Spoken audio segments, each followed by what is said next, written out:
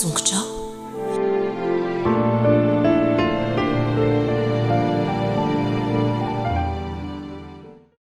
miderahan Jehova miantsoa ny anarany, atao fantatra amin'ny firenena ny asany, mirao azy, mankalaza azy, saintsainy ny fahagagana rehetra ataony, ataovy horeharehanareo ny anarany masina, aoka hifaly ny fony izay mitady an' Jehova. Mitadiavany Jehova sy ny heriny, ka tsao mandrakariva ny tavany. Ho fanomboantsika ny fotoana sy ho fiderantsika an'Andriamanitra dia andeha ataontsika ny hira fa 7:30 hira fa 7:30 misaotra anao riray.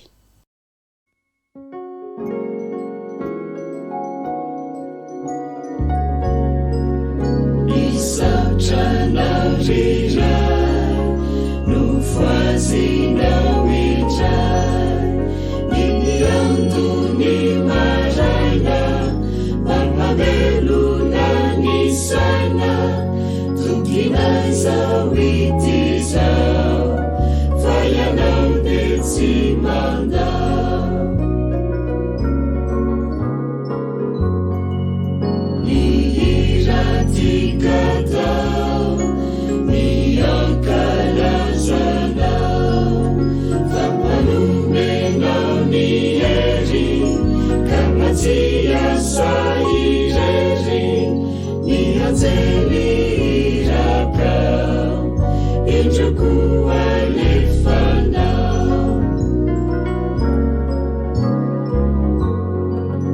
Tantano tompo ny zanakao any, mitory famonjena amandeha tsy hivena, fa manao ny asanao izahay mpanomponao. Fimbino izahay anirahitrizay, ny fitavanao riraina no aoka ialoha, dia toky izahay fa ianao no aminao.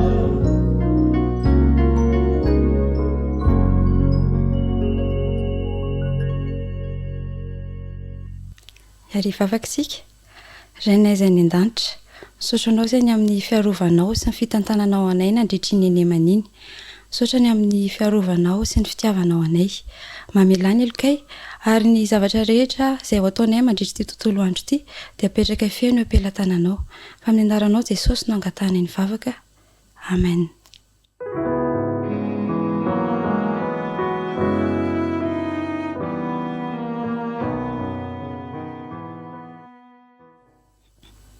Mbola faly miaravantsika tsirairay avy indray nahatratra ity sabata ity.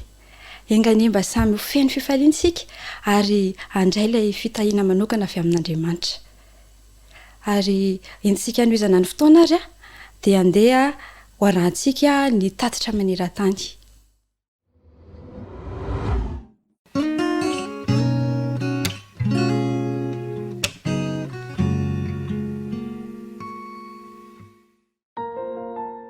Mpiandrondro sy mpanao azo avy any Etazonia Abraham Larue, zavatra tokana ihany ny masaka tsainy dia ny torony filazantsara ny Azia.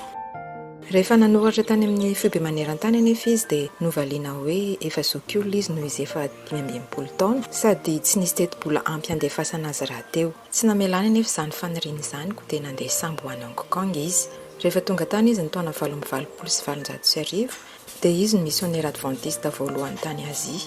Nanomana trakta sy ny zara izany nataony voalohany ary notohizany isan'andro izany. Nanao batisa imbetsaka ity mpamakilay ity talohany nahafatesany tamin'ny taona 1700. Izany asany izany no nisantatra ny asan'ny fiangonana adventiste tany Azia. Ankehitriny divisionan'ny Azia Pasifika Atsimo dia manana ny foibeny amin'ny Filipina ary mitantana ireo misiona ahitana firenena 410 manodidina. Mihoatra ny ray lavitra ny mponina ao amin'izany sahanasa izany ka fito sy ray tapitrisa amin'ireo no adventiste. Manakaiky ny 900 membra ireo no any Indonezia sy Filipina. Ny faritra ambiny dia misy tena tsy mbola narainy hafatra. ireo adventiste ao amin'izany diviziona izany dia mifantoka amin'ny fikasana izy ireo ifandray amin'ireo mpiara-monina mba hanampiana azy ireo amin'izay ilainy amin'ny fiainany sy taomana azy eo amin'i Jesosy. Manana centre d'influence an-tanan-dehibe ny FMC renivohitra Laos mba hahafahan'izy ireo mizara torohevitra ara-pahasalamana. Voatsely izay dia nisy mpivarotra nanjarina fantatra an' Jesosy noho ny asa izay nataony fiangonana, koa dia nanolo tena tao batisa izany fianakaviana izany. Ary dia nanasa pastora adventiste tany an-trano izy ireo mba hivavaka sy hanaisotra ireo sampy sy ny fanafody izay nampiasain'izy ireo teo aloha, satria efa ilay Andriamanitra tokana ny hivavahany ankehitriny.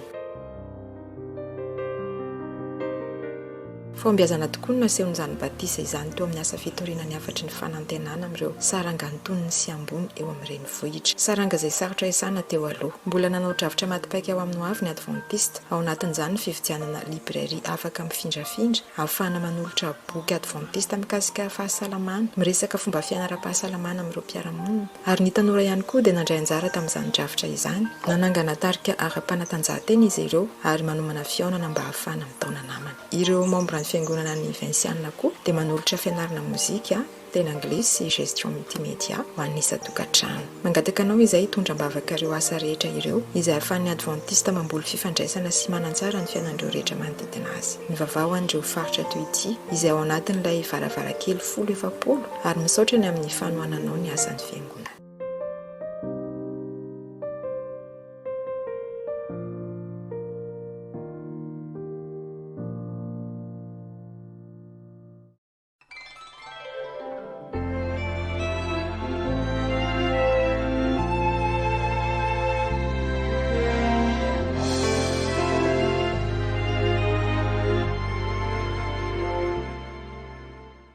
Mankasitraka ireo namana izay nitondra ny tatitra maneran-tany. Ho tohizantsika ny fotoana hanaraka ireo fampitinana ny lesona isan-tsokajisika. Mialohan'izay nefa dia andeha ataontsika ny hira mitenena.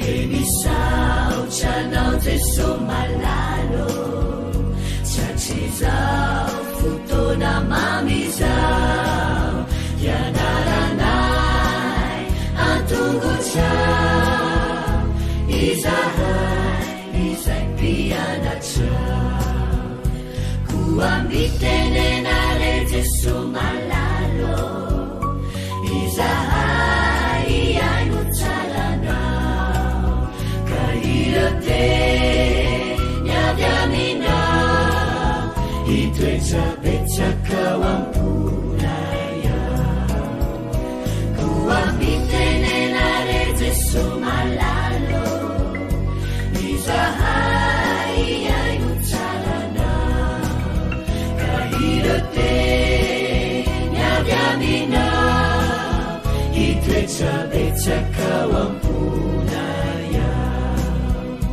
Irote nyadamina Itwechapechaka wampunaya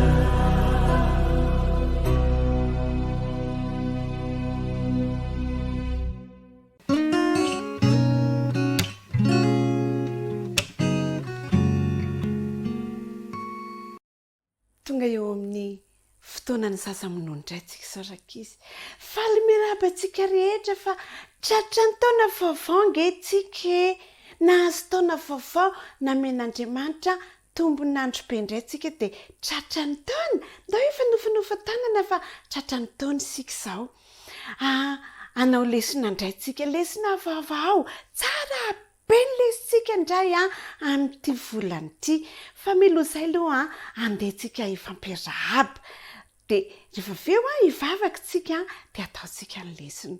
Ao ary araka ny hira mahazatra manahoana 1 2 3 Manahoana falita fahoana raha vo mahitanao manahoana ianao manahoana tompoko. Endry tsara daholo ny ankizy fa anao lesona vaovao andehantsika aloha hivavaka ahondrika ny loha akipy ny maso akambana ny tanana vavakantsika jesosy malalo misaotra anao zahay fa nomenao ty andro ty indray afaka hanao lesona misaotra anao fa namenao taona vaovao indray zahay tianay ianao Andriamanitra ary manome anay ny tsara mandrakariva amin'ny anaran'i Jesosy no angatanay vavaka amen. Eny ary araka ny lazaina tao dia lesona vaovao be indray ny lesona ataontsika zao lesona fafiry ary zao tsika lesona voalohany ahoana ny lohatenin'ny lesona enoy aloha dia mamerina rehefa avy eo. Lesona voalohany noforonon'Andriamanitra ho ahy izao tontolo izao. Ao ary miara-mamerina. Lesona voalohany noforonon'Andriamanitra ho ahy izao tontolo izao. Aferina ihany. Lesona voalohany noforonon'Andriamanitra ho ahy izao tontolo izao. Tsy anjery izay rehetra nataon'Andriamanitra indro tsara indrindra izany. Aferina hoe izay rehetra nataon'Andriamanitra indro tsara indrindra izany. Aferintsika foana izay haitsika tapitra ny volana. Eny ary lesona vaovao. Andriamanitra rakizy manome antsika zavatra mahafinaritra be, zavatra tsara tarehy be dia omeny antsika satria tia antsika Andriamanitra. Voalohany rakizy namoron'Andriamanitra ny mazava sy ny maizina. Ny mazava sy ny maizina. Rehefa mazava dia mandendeha eny an-tokotanitsika, fa rehefa maizina dia maninontsika? Matory. Izany nataon'Andriamanitra ao antsika satria tiany isika. Dia rehefa ny andro manaraka indray rakizy dia nanao n'io habakabaka eny amin'ny lanitra mangamanga tsara be io izy. Dia niaraka tamin'izay habakabaka mangamanga izay dia nisy ny rahona fotsifotsy. Dia misy inona ary izany? Rivotra. Mitsotsoka ny rivotra dia mahafinaritra, mahazoazo aina be tsika amin'izao andro mafana izao. Afaka manome mampanonja ny rano ihany koa rakizy ny rivotra ataon'Andriamanitra. Tamin'ny andro fahatelo dia nanao zava-maniry Andriamanitra, nasiany bozaka maniry mahafinaritra milemilemy entsika mipetrapetraka. Dia nanao voninkazo tsara tarehy be koa Andriamanitra, isan-karazany ny voninkazo nataon'Andriamanitra. Dia nanao hazo avo be dia eny mipetrapetraka ny voromanidina. Dia nasiany hazo fohifohy ohatran'ity Andriamanitra ny rakizy manao zavatra tsara be ho antsika. Nafinaritra ny zavatra nataon'Andriamanitra, tsara tarehy ny zavatra nataon'Andriamanitra ho antsika. Faly be hoy Andriamanitra satria nanao zavatra tsara tarehy, mahafinaritra ny zavatra ataon'Andriamanitra. Izay ny lesitsika androany aloha fa teo izy antsika indray amin'ny heriny. Averintsika aloha lesona voalohany noforonon'Andriamanitra ho ahy izao tontolo izao. Tsy anjery izay rehetra nataon'Andriamanitra indro tsara indrindra izany. Tsara be ny lesona fa mbola mitohy amin'ny lesona ankizy fa andao alohantsika hifanao veloma dia amin'ny heriny indray andao hifanao veloma ary. Dia mifanao veloma veloma veloma, dia mifanao veloma amin'ny manaraka indray veloma tompoko. Fa mbola endry tsara aloha, fa mbola endry lesona zoky eny ary. Dia amin'ny manaraka indray endry tsara rakizy kely.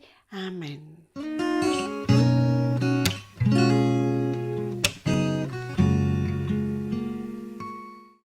faly miarahaba ny zazaboto indray amin'izao sabata fitsarana izao dia miarahaba antsika rehetra ho tratry ny taona avokoa dia ho tahiany Jesosy ny zazaboto miaraka amin'ny dada sy neny sy zoky ary zandry. Alohan'ny ianarantsika ny tantara vaovao dia anakambana tanana anondrika ny loha dia akipy maso aloha hiara ivavaka isika.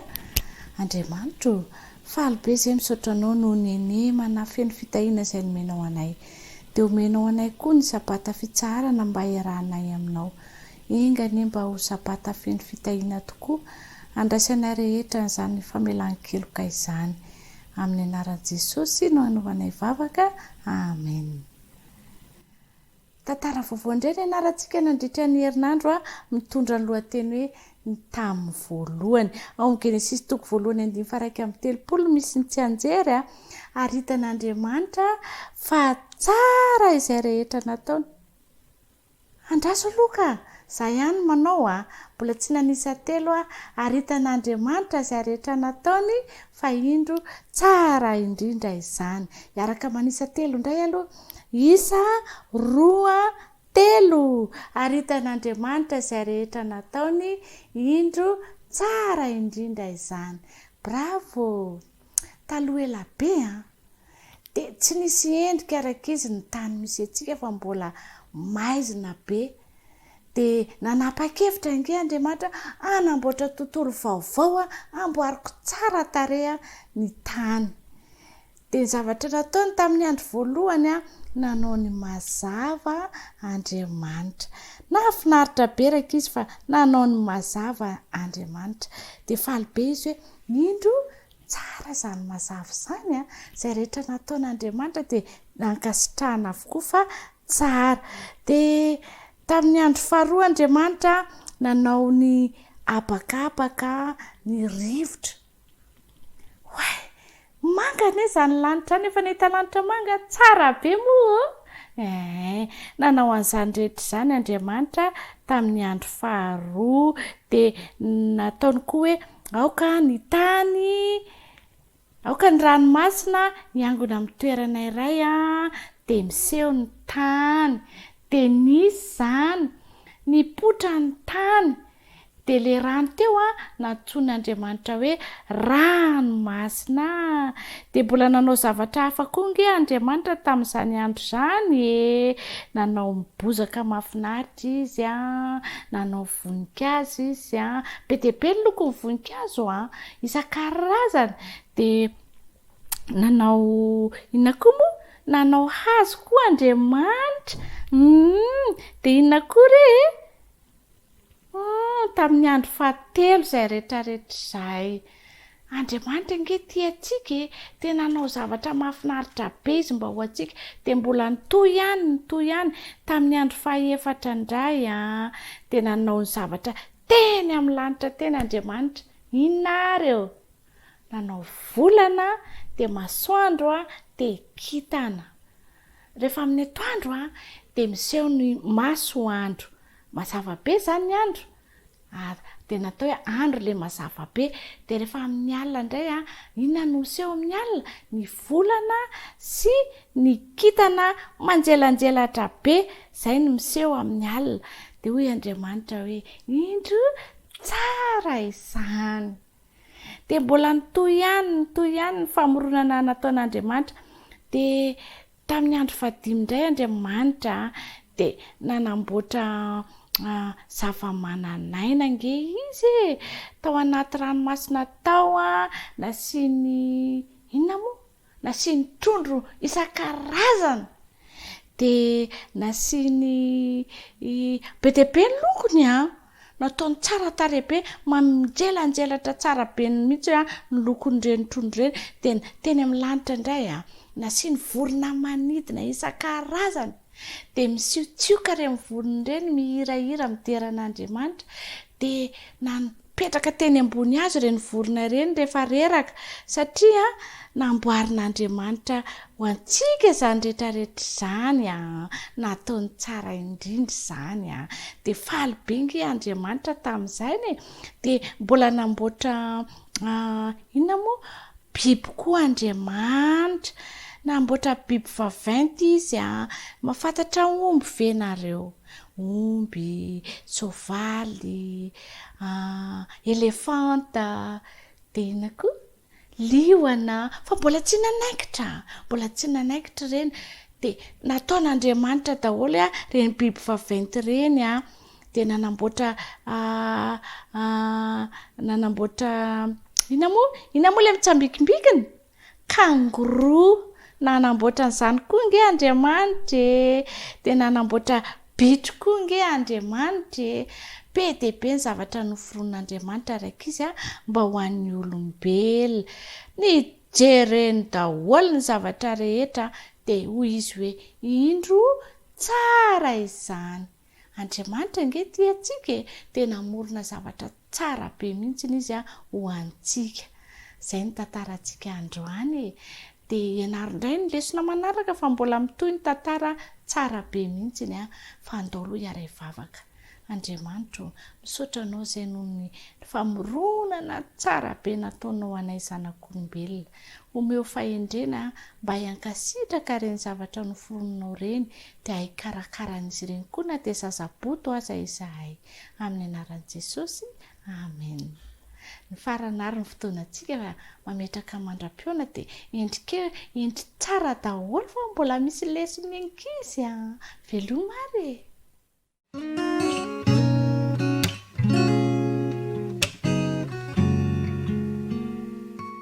amin'ny fofeny fitiavana tokoa rakisy no iara-bako anareo tsirairay avy tratry ty taona vaovao ity de ho vaovao tahaka ny taona ny fiarantsika amin'ny Jesosy iaina fiainam-baovao noho ny tamin'ny lasa indray isika iaraka eto indray aritsika amerina ny loha hevitra voalohany amin'ity taona vaovao ity izay manao hoe mahery noho ny sampin'ny Egypta ahoana tsara hoe mahery noho ny sampin'ny Egypta ny andalan-teny fitadidy de rahantsika mahita ao amin'ny Salamo 4:20 fa lehibe ianao ka manao zava-mahagaga ianao irery no Andriamanitra andenga averintsika miaraka tsara fa lehibe ianao ka manao zava-mahagaga ianao irery ihany no Andriamanitra Salamo 4:20 araka izany lohateny lohahevitrintsika izany rak'izy sy ny tsy anjerina ny andalan-teny atao fitadidy de iresaka indray ny tantara ny zanak'Israely itsika ny zanak'Israely tany Egypta nandritra ny fotoana maro tokoa de andevo tany Egypta rak'izy ny zanak'Israely ankehitriny de tian'Andriamanitra ny hanafaka azy ka de naniraka ny Mosesy Andriamanitra mba hanafaka ny zanak'Israely ka dia nilaza tamin'ny mpanjaka Farao zany Mosesy hoe alefaso ny zanak'Israely hiala eto Egypta ny zava-nisy anefa de tsy nanaiky rak'izy i Farao ka dia nandefa loza 7 mifanesy Andriamanitra ireo loza 7 mifanesy ireo de nasehoan'Andriamanitra ary nalefan'Andriamanitra izy ireo mba hanehoan'Andriamanitra ny heriny tamin'ny Egyptiana sy teo amin'ny zanak'Israely ary koa nahafahan'ny tsirairay avy rak'izy namantatra ny herin'ireo andriamanikafa izay ivelan'Andriamanitra ka nanana fotoana zany ny Egyptiana tao anatin'ny loza 7 na tsapana hoe manahoana tokoa reny ny herin'Andriamanitra izay ivavahan'ny zanak'Israely ary ny zanak'Israely koa de nanana fotoana nahafahany nafantatra bebe kokoa izany atao hoe fitiavan'Andriamanitra izany ndrisy nefa fa tsy nalefa amin'ny Farao mihitsy ny zanak'Israely de inona reno lesona tiana pitainy inona ny fampiarana tian'Andriamanitra ho antsika tamin'izany tantara mahafinaritra zanak'Israely izany zao Andriamanitra io de faniriny ny hiditra ao am-pontsika tsirairay avy zay zany ny tanjon'Andriamanitra ary nandefa ny loza 7 tany Egypta izy de tiany mba hitodido eo amin'ny daholo na ny Egyptiana nge na ny zanak'Israely saingy indrisy moa zany fa tsy nety nitodika taminy ny Egyptiana de itsika asain'i Jesosy mba hitodika amin'Andriamanitra fa mahery indrindra noho ny Andriamanitra rehetra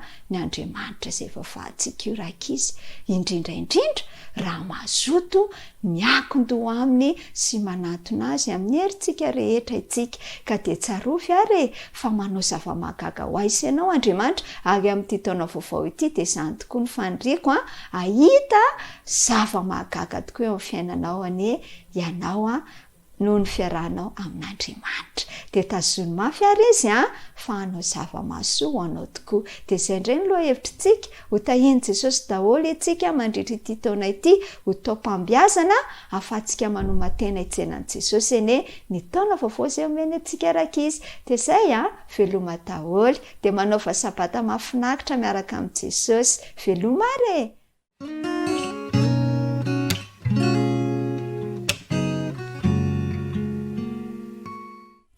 Manahoana daholo indray ny tanora zandriny anjarantsika indray zao hiaraka indray tsika amin'ny famerenana sy ny famitinana ny loha hevitra ny anarana nandritra ny herinandro. Lesona voalohany isika sady lesona voalohany mihitsy ao anatin'ity taona vaovao izay hiara-banantsika tsirairay ihany koa mino fa hianatra tsara ny tenin'Andriamanitra mitombo hatrany isika ao anatin'ity taona vaovao ity. Ndao ary hiara-meriny lesona voalohany ilay feo ny tsy anjerintsika koa niarana levina tamin'ny batisa ho amin'ny fahafatesana isika mba ho tahaka ny nananganana ny Kristy tamin'ny maty tamin'ny voninahitra indray no andehanantsika kosa amin'ny fiainam-baovao. Romanina 9:1-9. Inandray arany ianarantsika nandritra ny herinandro. Tao anatin'ny tantaran'ny Jaona mpanao batisa sy ilay tovolahy kely izay nalaitsika sary an-tsaina hoe nisy tovolahy kely mitovy taona aminareo te handinika lalina te hamantatra bebe kokoa ny tiany Jaona ambara no ny anarantsika le izy. Inona ny tiany Jaona ambara tao anatin'ireny fampianarana ireny tiany ho fantatra bebe kokoa satria alohany anolorany tena no an Jesosy dia tiany hoe tena resy lahatra marina izy. Tao anatin'izay tantara izay no nandraisantsika ny lesona tiana nampitaina amintsika. Zao ary ny nampitaina antsika tao anatin'izay. Ho fanomanana ny vahoaka amin'ny fandraisana ny asa fanompoana izay ataon'i Jesosy ho avy tsy ela tao anatin'ny fotoana nisy an'Jaona mpanao batisa tsika zao dia naniraka Andriamanitra, naniraka ny Jaona mpanao batisa Andriamanitra mba hialoha lalana, mba hanamboatra lalana inona moa zany? Raha araka ny tantara dia rehefa tany amin'ny fahatratsinanana iny rehefa isy mpanjaka amangy toerana anankiray na distrika anankiray dia mandefa hafatra izy, mandefa olona izy hanafatra ny ao an-tanàna dia amin'izay fotoan'izay amboarina daholo lalana satria lalan-kely, lalan-tery mikitaontaona dia amboarina lalana satria ho avy ny mpanjaka. Dia toy izay no sarina ny honan'ity hoe manao ny lalan'i Jehova ity, mialoha lalana i Jaona mpanao batisa hanamboatra ny lalana hiavian'i Jesosy. Ho avy ilay Mesia dia Jaona zany no nanomana ny olona. Nanomana ny olona ho amin'ny fibebahana, nanomana ny fony olona tsirairay avy mba handray an Jesosy rehefa tonga izy. Handray ny hafatra ho entin'i Jesosy. Nampianatra ny batisa ny fibebahana Jaona mpanao batisa. Ny fibebahana dia fiekena an'ireo fahotana izay efa vita teo aloha. Nahatsapa tokoa tsirairay fa manana fahadisoana dia miaika izany dia miala an'izany. Ny fiekekeloka, ny faniriana hiala amin'ny ratsy dia anisan'ny toetra anankiray, anisan'ny fomba anankiray ahafantarana fa tena mila l'Andriamanitra isika. Tsy mahavita tena isika fa mila ny fanampiana. Mila mibebaka noho izay rehetra nataontsika isika amin'izay tsy mifanaraka amin'izay an'i Kristy. Mila miaiky ny tsy fatanterahantsika isika ary manaiky honenan'i Kristy hanovany fotsika, hanovany fiainana anatiny indrindra mba hiseho ety ivelany. Zay le antondian'i Jaona dia le hoe hanamboatra ny lalany. Ary izay nanaovan'ny Jaona batisa ihany koa an'ireo vahoaka ireo. Maro ny olona tonga tamin'izany kanefa maro ny tena niova fo.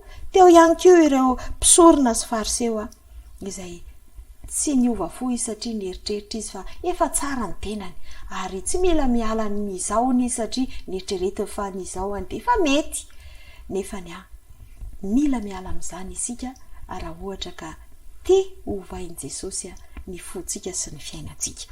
Izay ny zavatra tena nianarantsika nandritry ny herinandro iny. Mino fa nanampy antsika nanapa-kevitra izay mba handray an' Jesosy tokoa amin'ny fiainantsika hibebaka ary hiova amin'ny fomba fanao izay tsy nety teo aloha. Dia mirary soa antsika tsirairay avy indray ary.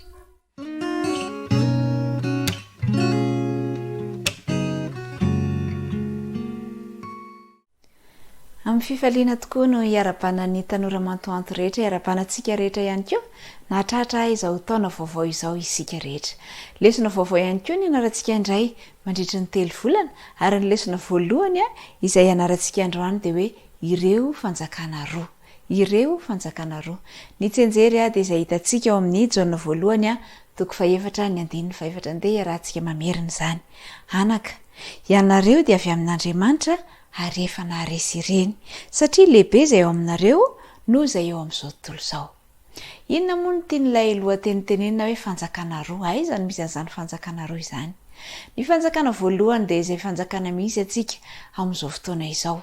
Ny fanjakana misy atsika dia ny fanjakana izay mitady no an'ny tenany, samy miady voninahitra ny rehetra, samy miady tombontsoa ho an'ny tsirairay avy.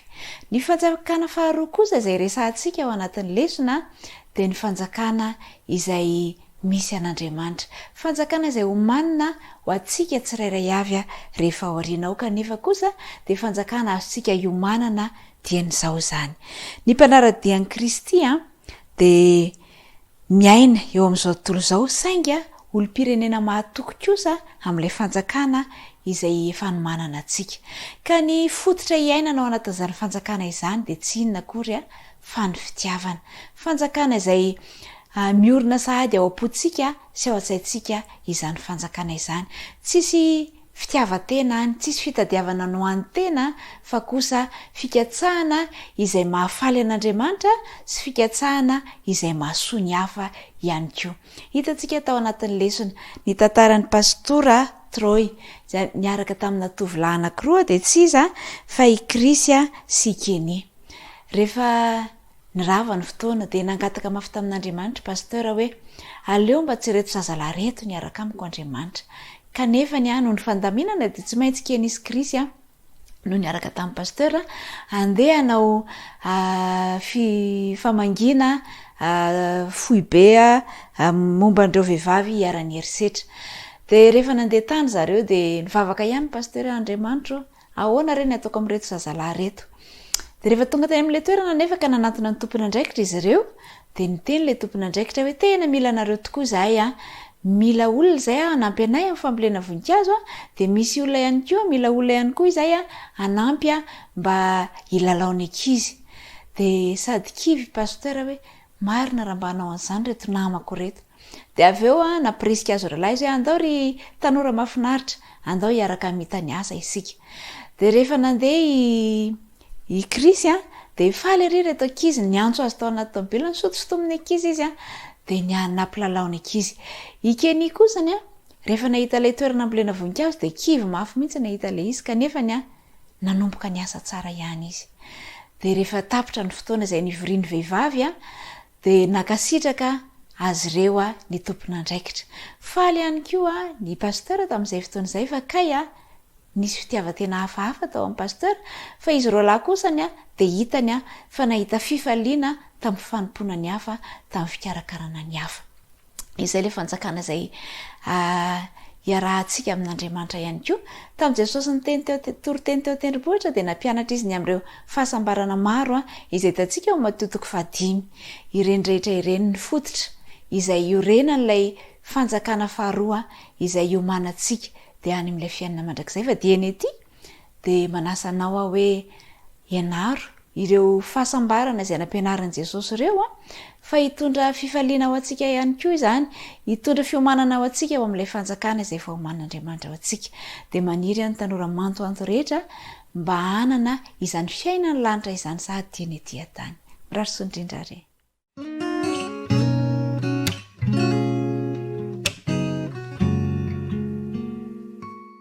faly miarabantsika zatovo namana rehetra izay manaraka ny radio azis ary mijery mivantana ihany koa izao fiaraha-mianatra ny ten'Andriamanitra izao.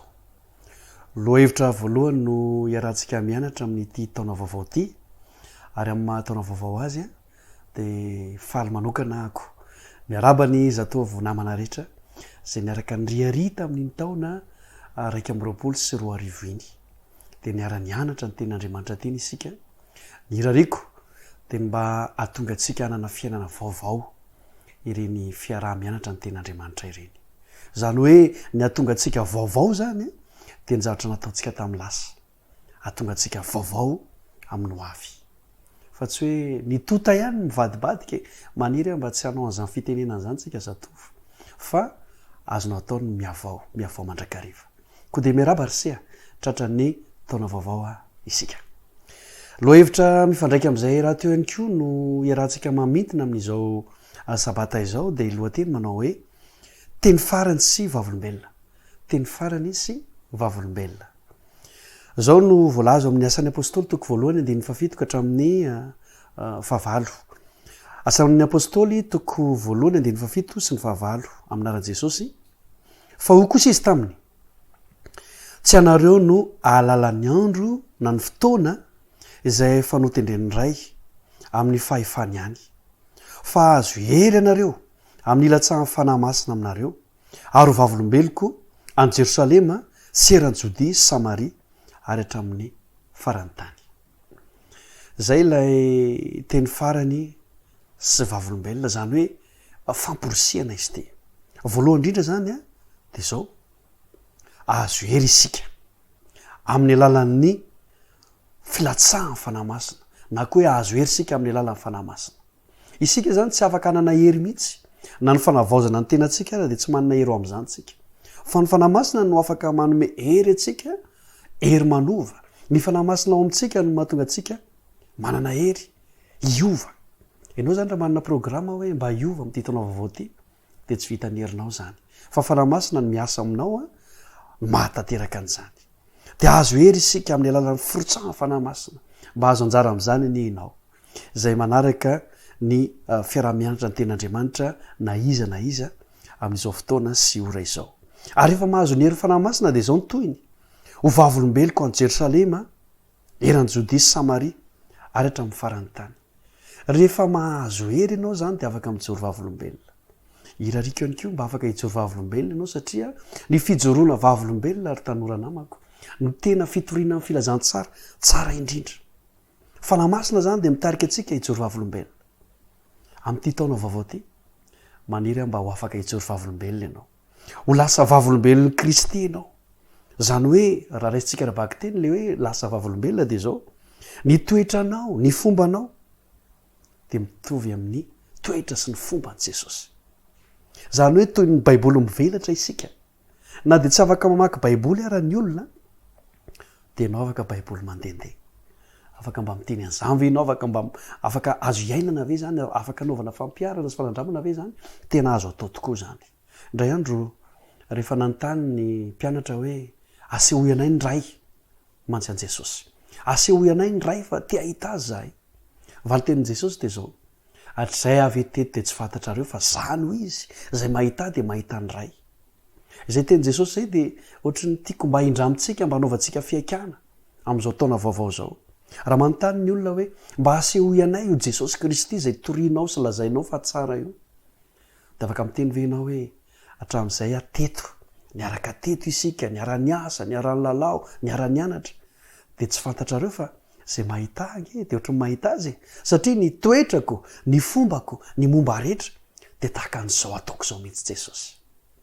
Mety hiteny ianao hoe sarotra be zany. Fa te hampahery anao amin'izao taona vaovao zao.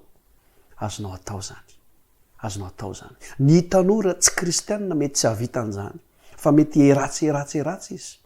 Fa ny tanora kristianina manana Jesosy dia afaka ny havita an'izany. Tsara, afaka mijoro vavolombelona, afaka maneho ny toetran'i Kristy. Irariko mba afaka anao fanandramana ny amin'izany ianao. Aza andrasana ela hoe afaka 2 volana, 2 volana ho hitantsika eo fa anio ny fotoana mety afaka ny miova. Ho vaovao koa ianao. tsy nitaona ihany vaovao fa inao mihitsy no vaovao toetra vaovao ary ny hery fanahymasina manome anao an'izany dia tena ho zava-misy eo amin'ny fiainantsika la izy ataovy atombavaka fa azon'andriamanitra atao eo amin'ny fiainako sy eo amin'ny fiainanao zany zay ary loha hevitritsika dia faranako amin'ny endrika sarika la izy a satria mino fa mitovy fiaikana isika dia mba samy vavolombelon'i Kristy avokoa mandrapiresaka indray.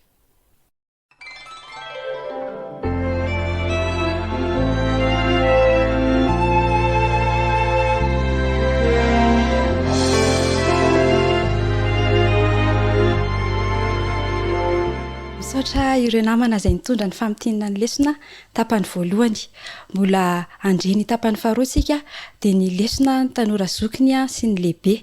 Mialohan'izay anefa dia andeha anaraka hira anankiray.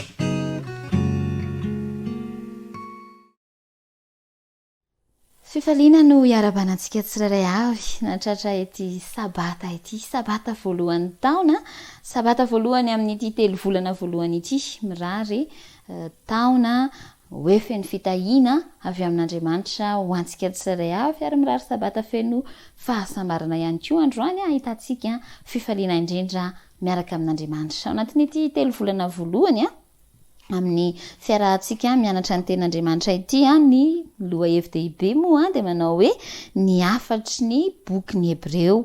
Ny afatry ny bokyny Hebreo ary ao anatin'ity 3 volana ity isika dia hianatra ny mahakasika ny fitiavan'Andriamanitra izay aseho an'i Jesosy ny amin'ny sakany lavany ny avony ary amin'ny alalany mihitsy ka miantso antsika azody tsara. Engany isika mba hoe ho voasarika amin'ny fijerena ny saran'i Jesosy isan'andro mba ao anatin'ity fianarana ny bokyny Hebreo ity dia ahita ny fitiavan'Andriamanitra antsika isan'andro ary atsapa ny maharalahantsika anada an Jesosy eo amin'ny fiainantsika isan'andro fa misy dikany mantsy ny fahatsabantsika an'izany. Tao anatin'izay loha hevitra voalohany ny herinandro voalohany zany izay niarahantsika nandalo nitondra ny lohateny hoe epistily ho an'ny Hebreo soatsika izay dia isika moa niaraka nandinika ny Hebreo toko 10 ka ny 7 ka hatramin'ny 7 dia tao anatin'io toko sy andininy izay fototry ilay loha hevitra voalohany io isika ary tanorazoky namana no samy nifidy andininy anankiray hoe atao tsy anjery ka fotoana tsara indrindra izao amerenana azy andao hiaraka hanao ny azy satria samy manana ny azy hoe zay eny epistily ho an'ny Hebreo sy ho antsika rehefa nianatra isika dia nahita fa toriteny izay nosoratana ho antsika ho an'ny Hebreo tamin'izany ary ho antsika ihany koa ity voarakitry ny bokyny Hebreo ity epistily nosoratan'i Paoly. Efa mba nieritreritra ve ianao indray andro hoe mba mety manahoana re raha mba miaino mivantana mihitsy ny toriteny ataon'i Jesosy na ohatra hoe ny anankiray amin'ireo apôstôly izay tantarainao amin'ny Baiboly. Mino fa samy mba te haino an'izany isika fa nametraka afatra nametraka toriteny ho antsika ao anatin'ny soratra masina nefa Andriamanitra ary farafahakeliny anankiray fotsiny izany dia ny ohatra anankiray dia ny epistily nosoratan'i Paoly ho an'ny Hebreo ary toriteny mampihetsi-po nanambaran'ny apôstôly Paoly tamin'ireo Hebreo tamin'izany sy amintsika amin'izao fotoana mba haharitra amin'ny finoanan'i Jesosy sy haharitra amin'ny fimpanjinana an'i Jesosy izay ao amin'ny fitoerana masina ny an-danitra amin'izao fotoana izao ny voarakitra ity Hebreo ity izay tsoana asainao zany mba handinika an'izany isan'andro satria mba hahafantarantsika ny fitiavan'Andriamanitra izay resahan'i Jesosy amintsika. Rehefa niaraka nianatra isika dia nianatra ny amin'ny hoe miombona fijaliana amin'ny Kristy izay midika ho fampitoviana ny tena aminy sy ny fiaretana ny fahafahambaraka sy ny fanaovana ankeriny izay ateraka izay hoe fikambanantsika amin'ny Kristy izay ary miantso antsika nefa manoloana an'izany ny lesona mba handresy ny fahakiviana tsy hanaiko hoe rehefa sarotra ve ny amin'ny fijerintsika sy ny fahatsapantsika olombelona azy ny fiarahana amin'Andriamanitra fa narahana ny Kristy fikambanantsika amin'ny Kristy ilay rahalahantsika dia hoe hihemotra fa mba hanaiky sy hijoro andresy ary hijoro amin'ny fihazonana ny finoana hiazona ny fanoloran-tena amin'ny Kristy tahaka izay antso nataon'i Paoly tamin'ireo mpamaky ny Hebreo dia ho antso ho asainao koa amin'izao fotoana izao ka nateo ary ny fanenjehana sy ny fanilikiliana dia mba hitoetra amin'ny fihazonana ny finoana ihany sasainao. Ny lesona dia niarahantsika nianatra ka nanoro atsika nampatsiahy nanamafy aty anatsika indray fa tsy mitaretrehitra ny Jesosy ary Jesosy dia mampita amintsika mananatra atsika mihitsy mba hiazona mafy ny fanekentsika ny finoana ary hibanjina azy isan'andro nampianatra atsika ihany koa Paoly ao anatin'ny lesona fa mananatra mba hoe analavitra ny fahalotom-pitondratena sy ny fitsiriritana. Tsaroanao tsara ve ny rahantsika nianatra mba hoe andinika ny fiainan'ireo mpitondra isika ka ankatoa azy ireny ary lesona lehibe zany tsara ny iainantsika anatanterantsika azy. Rehefa nianatra koa isika dia nahita ary miara-mandray mino fa efa samy resy lahatra fa ny fanantenana sy ny herim-po dia tena zava-dehibe loatra eo amin'ny fanompontsika ka fanompompana ankasitrahan'Andriamanitra dia andeha isika zany tsy ho resy na anaiky hitoetra amin'ny toeran'ny fahakiviana fa ny anarantsika fa misy fanafody mahomby izay ho an'izay mety ho manana fo kivy dia tsy ny zany fa zay indrindra ny finoana ny fivavahana ny asa ny finoana sy ny asa mantsy arak'izay ny rahantsika nianatra dia manome fitokina sy fahafampo mitombo isan'andro ka izay ny ampirisiana asanao hoe andeha isika hianatra de tsy atahotra andeha hino an'Andriamanitra andeha hitoetra amin'ny fahafantarana ka hitombo amin'izany isan'andro fa fantatra Andriamanitra izy ilaiko izay ilainao hoe ary Andriamanitsika dia Andriamanitra mahery ary Andriamanitra fitiavana Andriamanitra mangoraka Andriamanitra izay ny fangorahany dia tsy talany naovinanao viana andeha tsy atahotra andresin'ny fahakiviana hitoetra amin'ny fihazonana ny finoana ny Kristy dia mba ho tanteraka amintsika ny teny fikasana izay efa nataon'Andriamanitra satria izy tokoa no fahamarinana mandrakizay. Andriamanitra ne hitoetra ato amiko sy ao aminao ampiazona antsika ny finoana azy isan'andro ary ho voatahiry hatramin'ny farany isika hatsapa ny fitiavany amin'ny fotoana rehetra ka hiaina an'izany. Mirary tontolo andron'ny sabata feno fifaliana andraisan'ny tsirairay avy fitahiana ary mirary hatrany ihany koa taona feno fitahiana avy amin'Andriamanitra ho antsika tsirairay avy. Samiary isika tahian'Andriamanitra.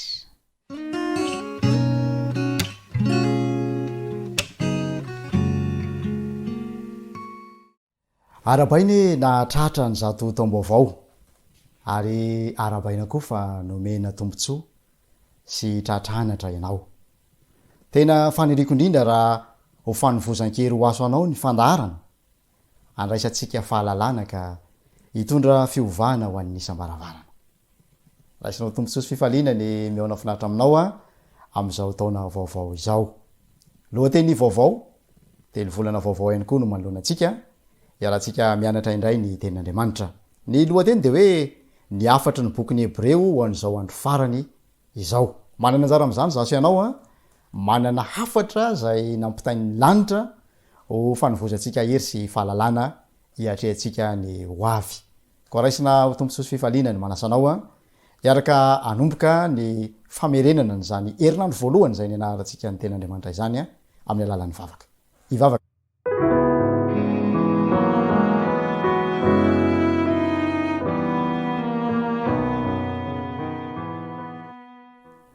Andriamanitra ray be fitiavanao misaotra satria tsy navelanao diso anjara tamin'ity fotoam-pitahiana ity indray zahay.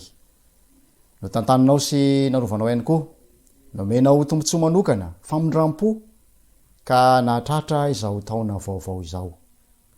Mifampirary soa izay ankehitriny, aoka samy ho tahinao sy ho tehirizinao hiatrika amin'ny mpahombiazana indray izao taona vaovao izao. Raha hianatra ny teninao koa zahay, ny fananao masina ne no elo lalana an'izany ampona tsiraray avy ka hitondra fanapaha-kevitra tsara ara-potoana ho anay zany ho voninahitry ny anaranao. Amin'ny anaran'i Jesosy, amen.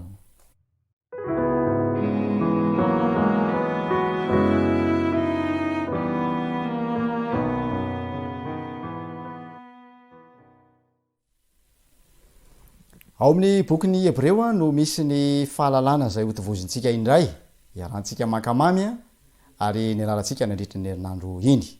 Ao amin'ny Hebreo toko 10:5-7 ny andininy fototra, manao hoe fa tokony hanana faharetany ianareo mba azonareo izay lazain'ny teny fikasana rehefa vitanareo ny sitrapon'Andriamanitra. Hebreo toko 10:7. Isan'ny fanontaniana mipetraka sy ady hevitra mandeha ny hoe iza ary nanoatra n'ity epistily ity. Tsy mba nitonona anarana tahaka an'ireo epistily hafa mantsy ny mpanoratra. Ary dehibe ny ady hevitra mandeha mikasika izany. Misy anaran'olona maromaro voatontonona mikasika an'izany misy milaza fa mety ho Iakoila sy Prisila, misy milaza fa mety ho Joda, mety ho Jakoba, mety ho apôstôly hafa ihany koa. Ary misy aza milaza fa mety ho Maria renin'i Jesosy ny nanoratra io epistily io. Misy porofo vitsivitsy anefa ao misoratra masina izay milaza sy tsy hafahana miodivitra fa tena ny apôstôly Paoly no nanoratra ny epistily ho an'ny Hebreo. Ary isan'izany ny porofo anankiray voalohany dia ny hoe olona tena mahafehy tsara ny testamenta taloha sy ny teny Hebreo ny mpanoratra ny epistily ho an'ny Hebreo. Isan'ny kandida amin'izay zany aloha ny apôstôly Paoly. Faharoa manaraka an'izay miresaka ihany koa izy amin'ny toko 7:17 ny Timoty, izay rehefa jerevana ny roa mpifandraisana teo amina reo mpianatra voalohany dia isan'ny tena akaiky ny i Paoly i Timoty. Dia misy porofo hafa ihany koa isan-karazany izay maneho amin'ny fampiasana n'ireo voambolan'ny testamenta taloha ao amin'ilay epistily. Mana-porofo fa isan'ny tsara toerana ho heverina ho nandika ny epistily ho an'ny Hebreo, nanoatra ny epistily ho an'ny Hebreo ny apôstôly paoly. Manarakaraka an'izany dia fananarana no ilazana lay epistily, zany hoe manoro hevitra sy mampahery manoloana ny toejavatra anankiray mba tsy ho latsaka ny amin'ny fiemorana. Ary akoatran'izay a de fantatra fa nandalo fotoatsarotra ny olona namaky an'ity epistily ity, ary raha mijery andininy vitsivitsy ao anatin'izany boky ny Hebreo zany a isika tsiraray avy. Nandalo fahakiviana mihitsy a ny sasany tamin'izy ireo zay nangalantsika ohatra mikasika ny fanandramany Eli mpaminany ohatra, hoe taorian'ny fahombiazana lehibe tao amin'ny tendrombohitry Karmela dia ilay Eli zay mpaminan'ny Jehova nahita fandresena indray no kivy sy ketraka ary saika namoy fo, dia tonga Andriamanitra nampahiry azy ka nanome azy izay nilainy. Malona indrindra n'izay fahakiviana sy areram-po zay manjo antsika izay, de mahafinaritra ny fanambarana ao amin'ny soratra masina fa tena mihevitra antsika Andriamanitra. Porofony zany mpanjaka voalohany toko 7:10 sy 4 zay nanatonan'Andriamanitra ny Eli tamin'ny alalan'ny iraka zay nalefany, de nanoana azy tamin'ny mofo sy ny rano ka nahatonga azy ho tafatsangana sy tafajoro indray, afaka nanoy ny dia ndraika niverina tamin'ny fanapaha-kevitra zay fa noraisiny. Ry mpiara-mianatra namana, Andriamanitra dia mahafantatra tsara antsika, fantany zay ilaintsika. Raha reraka sy ketraka Elia azo natao no teny fampahirezana fotsiny, nanome baiky fotsiny, fa fantany fa mila tohana ara-tsakafo ihany koa izy, ara-batana dia nataony zany. Manao an'izany amin'ny fiainantsika ihany koa Andriamanitra, ary ampahirezana antsika izany eo amin'ny dila avitrezaka sy ny tolona izay atrehantsika. Manoloana ny fiaikana sy ny fahasahiranana atrehina amin'izao andro farany izao, de manome torolalana antsika ny bokin'ny Hebreo. Raha mamaky ny toko 7 sika fa sy ny toko 10 ihany koa, fa asainy mifanampy sy mifanohana isika. Taridalana marobe no omen'ny apôstôly ny mpamaky azy manerana io boky io mba anampy azy ireo azo indray ny tanjany sy ny finoany tany am-piandohana. Lafiny ray zay nasongadin'ny Paoly ny fiahinany zavatra aranofo ilain'ny mpinonamana. Nambarany tamin'izy ireo fa tokony handray vahiny izy ireo, tokony hamanginy any amponja, manome zay ilainy, ary nanoro hevitra ny mpamaky ihany koa izy ao mahalala tanana. Asainy mahatsiaro ihany koa izy ireo fa tsy andao azy naovinanaoviana Andriamanitra. Nampahery sy nananatra azy ireo ihany koa ny apôstôly Paoly ary nampitandrina mba tsy hiala amin'ny fahamarinana izy ireo ary tsy hanana fo ratsy sy tsy mino. Hebreo 7:12. Nampahery azy ireo ihany koa izy mba hitombo ny fahatakarana ny finoana. Hebreo 10:1 sy ny manaraka. Ary no mariany ny mahazava-dehibe ny fanatrehana ny fiaraham-bavaka ny am-piangonana ao amin'ny Hebreo 10:15. Ilaina zany ny fifanomezan-tanana, ny fifanohanana amin'ny disy ny tolona lavitrezaka zay atrehan'ny mpino mba hatonga azy ireo ho tafavoaka ho mpandresy amin'izany. Mahafinaritra ihany koa ny fanambarana misesisesy sy miverimberina ao amin'ny epistily ao Hebreo mampatsiahy antsika fa velona amin'ny andro farany isika. Hitantsika zany amin'ny Hebreo 1:2 amin'izao andro farany zao no nanirahany zanany, zany hoe velona ao amin'ny andro farany isika. Hitantsika ihany koa zany amin'ny toko 10:15 sy ny 9 maro hafa. Mampitandrana ny mpamaky ihany koa ny bokin'ny Hebreo ny amin'ireo loza manambana dia ny hiazona mafy ny fanekena sy ny finoany sy hibanjana an' Jesosy, ary ny nanatra azy ireo ihany koa hanalavitra ny fahalotom-pitondran-tena sy ny fitsiriritana. Ary farany dia nananatra izy ireo mba handinika ny fiainan'ireo mpitondra azy sy hankatoa azy ny Hebreo 13:17 sy ny 17:17. Raha fitinina zany dia nisy tombony ho antsika ny fananana n'ity epistily ity, ary rehefa jerena dia tsy nisoratana ho an'ny mpino zay nandalo fotoan-tsarotra tamin'ny androny ihany tany amin'ny taonjato voalohany ny epistily ao Hebreo, fa ho antsika ihany koa zay mandalo fotoan-tsarotra tahaka an'izany, eo ny valanaretina, eo ny tsy fandripalemana, eo ny fahasahiranana ara-tsosialy sy ara-toekarena, eo ny fahaverezanasa, eo ny olana isan-karazany zay atrehantsika, eo ny olana ara-pifandraisana ihany koa amin'ny fianakaviana sy ny havana zay miteraka fahaverezan-kevitra sy fahasanana-tsaina ho antsika. Manana tolo-kevitra amin'izany ity epistily ity, ary mampahery antsika ho afaka hiatrika an'izany ka hita fandraisena. Ny fanondriko de izao hitondra fitahina ho antsika ny fanokafana nyty epistily ity a zay ianarantsika indray mandritra ny 3 volana vaovao ary de hotaona vaovao feno fahombiazana no iarahantsika mandeha miaraka amin'ny tombo. Andeha iaraka ivavaka isika isaotra an'Andriamanitra.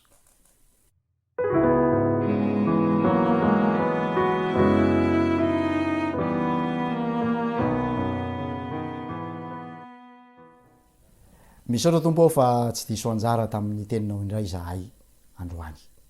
Misaotra no reo afatra feno fampahirezana, feno toky zay nomenao tamin'ny alalan'ny teninao.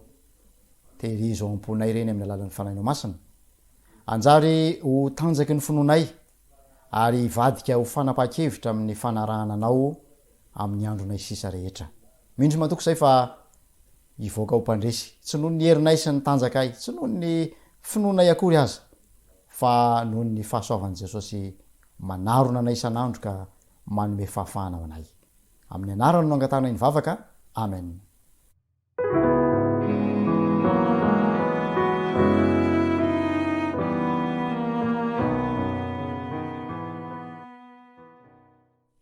De tafiditra indray ao anatin'ny fotoana sarobidy zay ahafahantsika maneo ny fahatsaran'Andriamanitra isika, satria fitiavan'Andriamanitra dia manome ho antsika izy.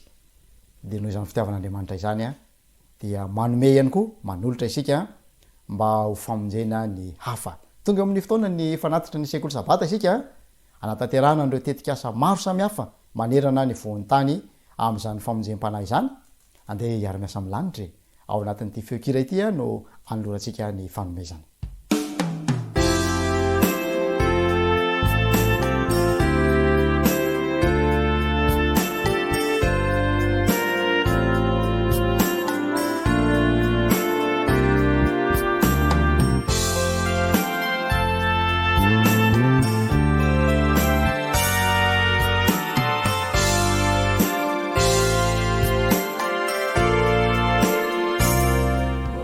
Iaraka ivavaka ho an'ny fanatitra isika manasanao mpitiavana iombona amin'izany vavaka izany. Tompo tsaro misaotra noho ny fitahina be deabe zay nataonao tamin'ny fiainanay tsiraray avy. Misaotra noho ny nambolenao ihany koa ny toetsain'ny lanitra tao anatinay de ny fahalalan-tanana izany. Ka nanolotra zay azonay natao zahay ho fampandehanana ny asanao. Mino sy matoky zahay fa tsy hiverina foana izany, fa havitany kendrenao azy any amin'ny toerana sy ny fotoana rehetra zay anaovana izany. Ary hitondra fifaliana ho anay ny fahinona ny tatitra zay ateraka zany asa izany. Ampio ihany koa zay mbola anana fahalalan-tanana sy rispo amin'ny fanomezana amin'ny manaraka. Ka dia anjary ho fitsipimpiainanay zany, hitondra anay ho amin'ny fitoviana aminao. Fa amin'ny anaran'i Jesosy ilana nolotraina anavotra anay no angatana izany vavaka izany. Amen.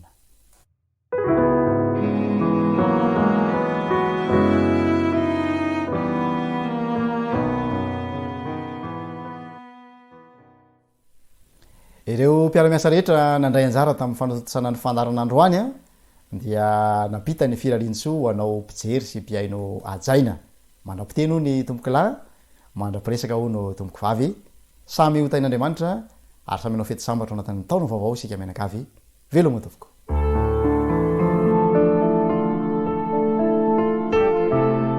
Mianatra eo tongotrao.